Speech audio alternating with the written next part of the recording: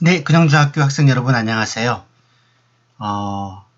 사회과 중학교 1학년 디딤 영상 첫 번째 디딤 영상 시간에 여러분 만났습니다. 선생님 이름은 김인규이고요. 사회 시간을 통해서 만나겠습니다.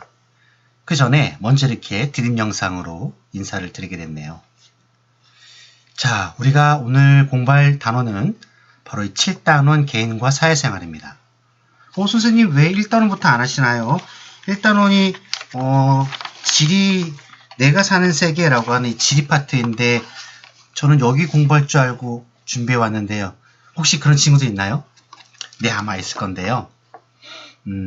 순서대로 1, 2, 3 하는 것도 물론 의미가 있지만 선생님은 교과서를 순서대로 가지 않아요. 어떤 주제를 가지고 먼저 여러분하고 이야기하고 싶은지, 또 연관된 단원은 또 무엇이 더 이 앞 단원하고 연관이 되었는지를 따져서 약간 좀 순서를 바꿨습니다. 우리가 그것을 재구조화라고 하는데 어쨌든 이렇게 구조화해서 시간에 만나겠습니다. 자, 먼저 이 시간의 핵심 개념은 이 사회화라고 하는 건데요. 무슨 뜻일까요? 사회화. 이 시간 내내 여러분이 저의 디딤 영상 방송을 보시면서 이 개념을 머릿속에 딱 담아줬으면 좋겠어요. 사회화하고 청소년기는 서로 어떤 연관관계가 있을까? 네. 사람은 사회화를 통해서 사람답게 성장한다고 하는데 그러면 사회화를 통해서 무엇을 배운다는 거구나. 그 상관성을 한번 보겠습니다. 자, 그래서 이 단어를 공부하시면 여러분은 사회화가 무슨 뜻인지, 어떤 과정을 거쳐서 사회화가 되는지 알 수 있을 것 같고요. 핵심 개념으로 사회화라는 뜻, 정체성, 사회화 기관, 즉 사회화를 담당하는 기구나 단체를 말하겠죠. 사회적 존재는 무슨 의미인지 제사회화까지 보겠습니다. 이 단어는 고등학교 1학년 통합사회의 2단원인가요? 개인과 사회 단원과 또 만나요. 지금 잘 배워두시면 네, 고등학교 사회 시간에도 크게 도움이 될 것 같아요. 자, 첫 번째 이런 질문이 있네요. 인간이 사회 구성원으로 살아가려면 또 무엇을 배워야 할까? 이렇게 돼 있어요. 사람이 사회 구성원으로 살아간다면 무엇을 배워야 될까? 그죠? 다른 사람을 만나잖아요. 공동체 속에서. 그러니까 서로의 어떤 인사법, 예절, 여러 가지 규칙, 이런 것들을 배워서 할 수 있겠죠. 그러니까 결국 사회화라는 것은 자신이 속한 사회에 필요한 언어와 행동 양식, 행동하는 방법, 지식과 가치관을 배워가는 과정이랍니다. 다시 한번 볼까요? 사회화란 인간이 자신이 속한 사회, 여러분은 근영중학교라는 사회에 지금 들어왔어요. 초등학교를 졸업하고, 또 여러분은 각자 지역사회에 속해 있어요. 중화산동, 효자동, 또 여러분은 혹시 교회를 다닌다고 하면 교회 청소년부에도 또 그런 사회가 있어요. 여러 우리 사회에 속해 있는데 각자 그런 사회에서 요구되는 행동 양식, 방법, 가치관을 배워가는 과정이에요. 그러니까 사회화가 된다는 건 개인적 측면에서는 그 사회에서 필요한 행동, 그 사회에서 필요한 어떤 지식, 가치관, 행동 양식 이런 것들을 배우는 시간인 거예요.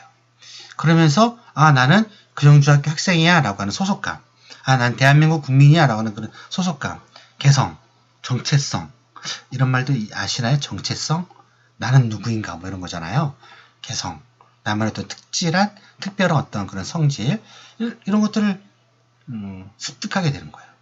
한편 사회적 측면에서 보면 이런 사회화가 된 사람들이 그 사회를 이제 또 재생산하는 거예요. 그러니까 사회화를 통해서 그 사회가 가지고 있는 고유한 어떤 문화를 전달해주고, 사회의 어떤 규칙을 전달해주고, 전통을 전달해주고, 그래서 그 사회가 계속 유지되고 발전하게 된다는 거죠. 그렇다면 범죄자, 어떻게 생각하세요? 범죄자. 그 사회가 요구되는 행동 양식이 있는데 그 사회가 요구하는 행동 양식대로 안 했죠. 그래서 약간 격리시켜 놓죠. 반성하라고. 왜냐면 사회 유지와 발전에 기하지 못하니까. 이렇게 이해할 수 있을까요? 자, 여기 몇 가지 사진 자료가 있습니다. 입학식 때 인사하는 모습 같죠? 우리 입학식을 못했어요, 강당에서. 안타깝습니다. 급식. 지금 어떻게, 누가 이렇게 가르쳤나요? 그러지 않아요. 근데 다들, 한 줄로 줄 서서 식판 들고 음식을 떠주고 고맙습니다라고 얘기하고 또 이렇게 즐거운 마음으로 이게 다 그 사회 속에서 배운 거예요. 스포츠 경기 룰. 그죠?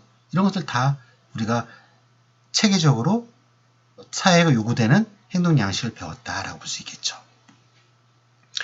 자, 마지막 개념인가요? 이 재사회화라는 말이죠. 재는 뭐예요? 다시. 그죠? 다시. 재방송. 다시 보잖아요. 다시 사회화가 되는 거예요. again. 그러니까 어떤 사람이 일단 사회화가 됐어요. 사회화가 됐는데 사회가 급변한 거예요. 사회가 급변해서 새로 또 배워야 되는 거예요.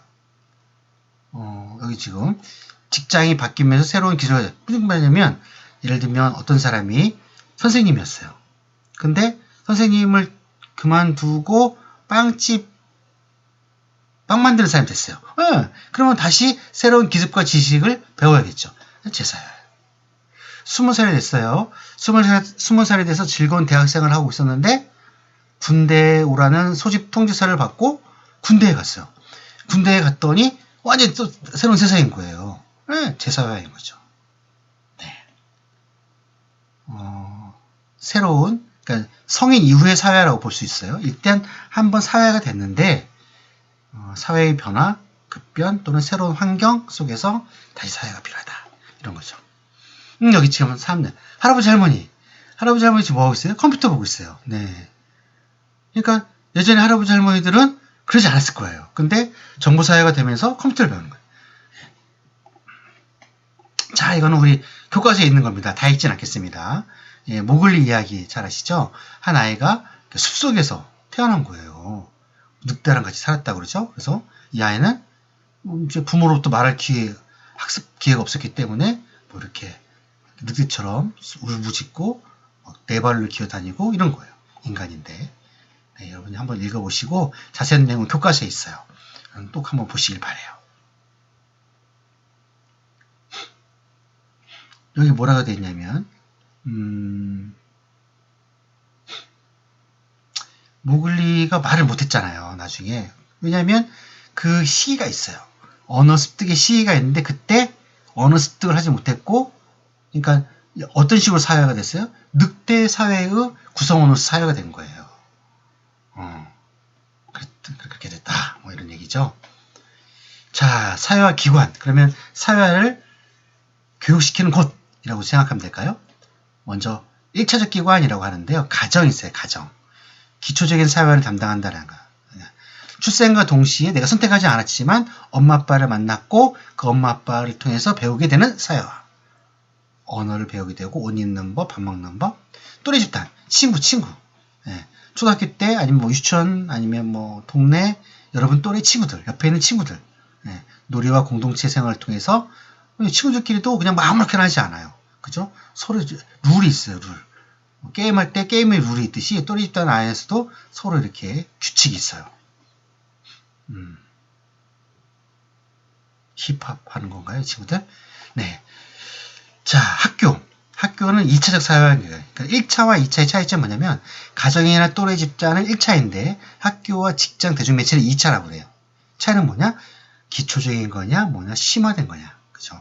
뭔가 조금 더 심화된 거를 가르친다. 직장, 뭔가 조금 더 심화된 걸 가르치겠죠? 대중매체, 때때로 사회 전문적인 어떤 그런 뉴스들이 나오죠?